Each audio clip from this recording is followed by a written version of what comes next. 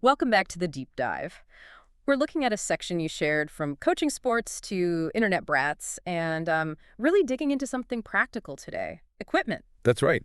It's less of a massive deep dive, maybe, and more a conversation about this specific part of the book, looking at the author's philosophy on, well, who handles the gear? And why certain things are recommended, right? It feels like peering into the locker room and asking, okay, what stuff matters? Who's in charge of it?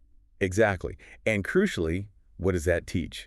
The author uses equipment, balls, pads, uniforms as tools for building responsibility. It's tied into this whole earning it idea. Okay, let's unpack that. So the author starts off talking about coaches needing to be lazy, but in a good way. Yeah, strategically lazy. The point is, delegate the stuff that isn't coaching. Put your effort into the actual coaching. Makes sense. Delegate to the village players, parents. Right. Involve everyone. It makes the whole thing manageable, but it also, gives people ownership. And the first piece of equipment up for delegation, balls. The book says players should either own one or be responsible for a team one. Why so firm on that? Well, the most obvious reason given is just having enough balls at practice. Oh, Seems basic, right? no, think. But he shares this story about kids not having balls for setting homework because they didn't own one. It's like asking a guitarist to practice without a guitar, Yeah, exactly. And he notes volleyballs are getting pricey, so fewer kids just have their own lying around. which leads to the solution. Assign club balls. At the season start, boom, this is your ball. You bring it every time. Okay, and here's where it gets interesting. The consequences. Forgetting isn't just a slap on the wrist. No, it's a lecture, apparently, and then dive lines for the whole team, for every ball that's missing. Oof. Okay, so that's a very direct application of this earning it idea, isn't it? The team earns good practice time by being prepared. That's exactly how it's framed. Any negative reinforcement or punishment, as he calls it, hits the whole group. The idea is the team sinks or swims together, benefits together, learns together. Individual actions impact everyone. It definitely raises a question for me, though. Does that group consequence genuinely build collective responsibility? Or could it, make teammates resentful if one person keeps messing up? It feels like a gamble. It's definitely a strategy with an edge. Yeah. The author seems confident it teaches interdependence pretty quickly, links your mistake directly to the team's effort. Hmm. Okay, let's shift from who carries the ball to what gear is considered essential. The author puts protective stuff way up there, saying knee pads are basically as important as shoes. Starts with shoes, yeah. Simple point. They aren't technically mandatory in the rules, but he strongly suggests requiring them. Protect the arches, the toes, basic stuff. Foundational. But then knee pads. And this gets personal for him. Very. Talks about getting jumper's knee, playing university ball. His trainers push knee pads then, partly for warmth, partly protection. And he admits his knees still give him trouble because he didn't learn proper technique young enough and wasn't always consistent with the pads. Right. It's not just a rule he read somewhere. It's lived experience. Hard-earned, you might say. And he tackles that whole cool factor head on, doesn't he? Especially for male players thinking pads aren't cool. Yeah, his response is pretty blunt. Yeah. It's even less cool to not be able to bend your knees at 50. Point taken. Fair enough. Yeah. He also explains why volleyball is maybe different from, say, basketball. Right, the type of jumping.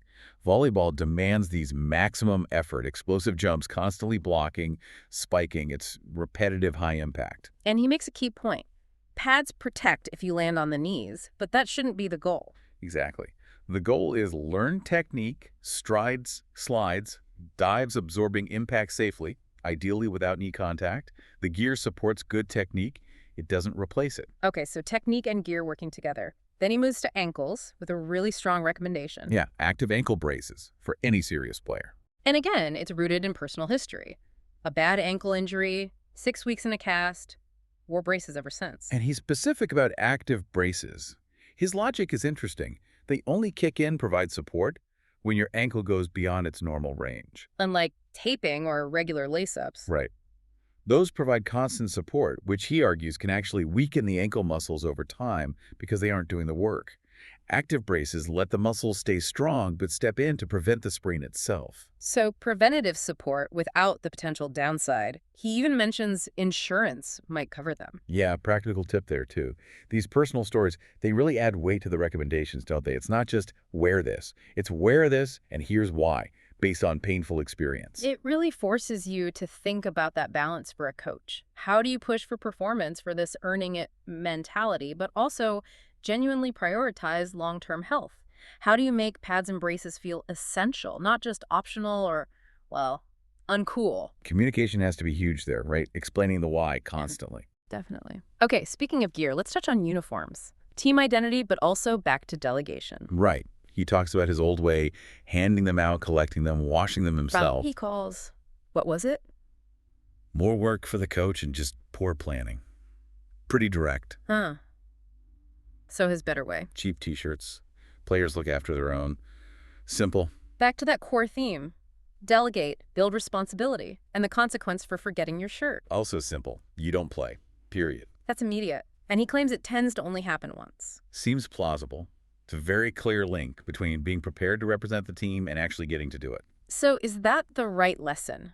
Missing a game is significant. Could there be other ways? And how do you make sure the player understands it's about responsibility to the team, not just, forgetting a t-shirt? The author's approach seems built on that directness. The consequence is tied squarely to participation. No shirt, no play.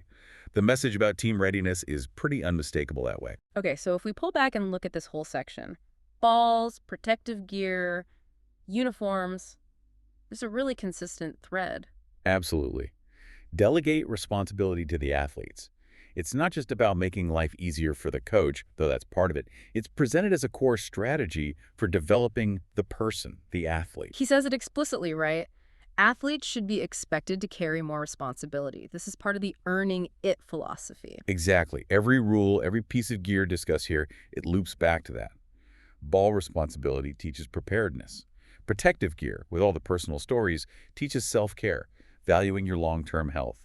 Uniforms teach accountability for representing the team. They're framed as teaching moments, but, and he kind of hints at this with the dive lines, these methods aren't always fun, are they? No, probably not for the kid who forgot the ball or the team running lines because of it. So there's that balance again. How do you instill discipline, responsibility, this whole earning it thing, without crushing the joy of the sport, especially for younger athletes? That's the million-dollar coaching question, isn't it? And making sure they get the why. Why the dive lines? Why the emphasis on pads? If they just see it as punishment or a random rule. Then the lesson is probably lost. Communication again. Making sure players and parents, too, understand the developmental goal behind it all. Yeah, seems critical. So stepping back even further from the nitty-gritty of gear, this part of the book really hammers home the author's core belief. That anything worthwhile has to be earned. Your spot, your playing time, even just an efficient practice. And responsibility is key to that earning process. Delegating isn't just convenient, it's how you build athletes who are capable, accountable, self-reliant. Yeah. It makes you think, doesn't it? How remembering your knee pads isn't just about protecting your knees. It's about learning preparation, foresight, skills that go way beyond the volleyball court. For sure. The kid who learns to manage their gear is maybe also learning to manage their time, their commitments, their own development, really. So a final thought for you listening, drawing from the book, it is not what you do for your children, but what you taught them to do for themselves that will make them successful human beings. How do these practical coaching strategies around equipment maybe embody that bigger idea, something to chew on?